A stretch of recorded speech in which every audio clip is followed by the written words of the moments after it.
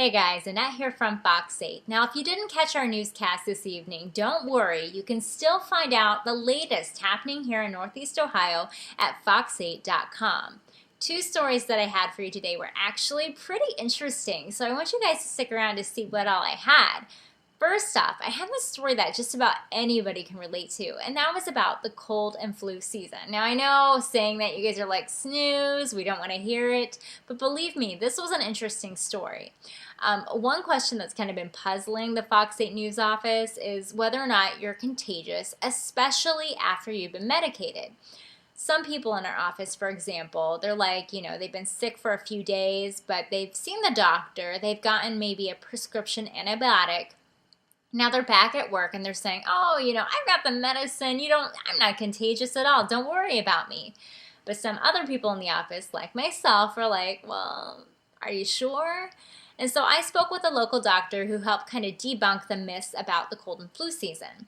Well, one thing this doctor pointed out is that if you do have any symptoms of a cold, you are contagious. And it's really important for you to know that those symptoms, the things that you're experiencing, will pass on to others, especially if you don't practice good hygiene.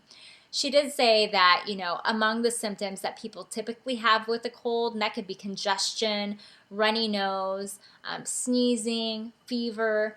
Some of those symptoms won't go away for a long time. It could be weeks for you to have, let's say, a runny nose. So it's important for you to practice good hygiene.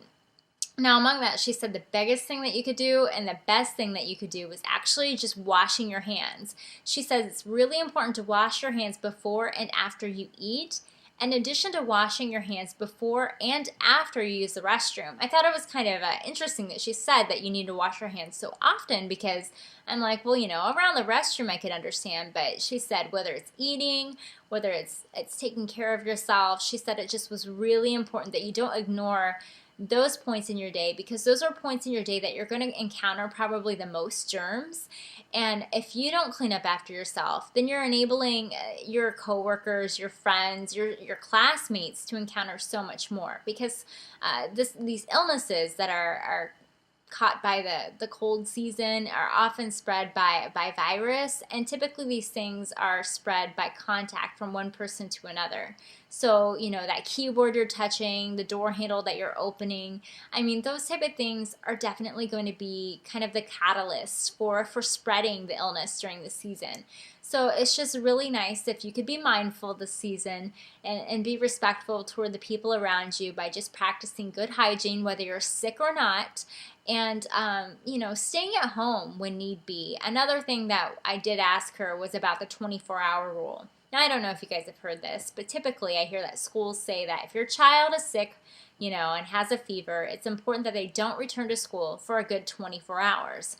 The doctor did agree that not only is that good for children to practice, but adults as well, because typically it'll take a good 24 hours from that time your fever broke for you to feel a little bit better to return to work. But again, it's all based on good judgment here. So, if you think you're fine to return to your place of employment or wherever, then so be it. It's all a judgment choice, but just try to be mindful of those people around you, because of course you're putting them at risk if you don't go and get yourself checked out and cleaned up after. And during my second story of the day, I encountered one of the wildest women that I've met here in Cleveland, and she's a good 80 years old. Now, I met this lady named Rosa, and throughout my interviewing, my filming of footage while I was at the senior center for my story, she was doing some pretty funny things. Check out this clip. Hey, lady, Now, this place that I was filming this story at, kind of sad actually, it's the senior center here in Cleveland that is shutting down, but they are moving services, so they're not shutting down everything completely. They're just shutting down the facility they're at, but the services will still exist. But we're at least glad to know that people like Rosa, this woman that I filmed while out on my shoot, she was really having a good time. She seems like a really vivacious lady, and she definitely knows how to live it up. It's good to know that people of all ages, of all experiences, of all walks of life are here to have a good time, and there's no better time to find someone who's good at heart, who's light at heart. She was very funny throughout my day. She helped guide me throughout my story. She took me to places. She was like, oh, you should come and photograph this, or oh, you should talk to that person. I mean, she was just hilarious, and by gosh, you know, it's people like that that make reporting really interesting, and I just thought that was something that's kind of nice to share on my adventures out here in Ohio.